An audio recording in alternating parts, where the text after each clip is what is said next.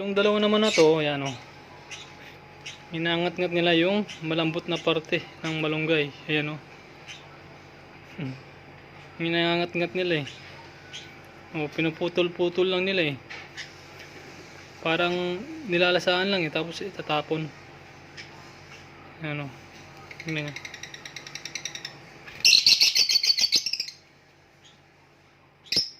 Diba? O. Oh, pinuputol-putol lang oh.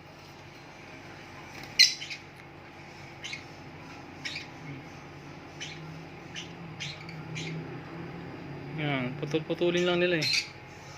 Babalik pa yung isa niyan, yan. Oh. Paboritong yan, yung malambot na parte, yung parang tulod.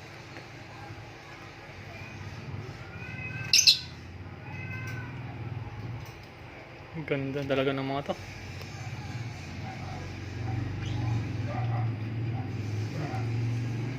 Hindi, yung wag yan. Ito malambot. Ito. Oh.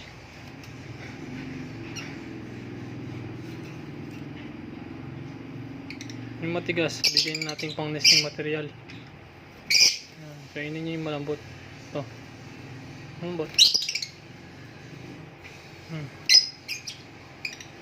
Yan, tama na. Yan, nag-away tuloy kayo. Oh, sige.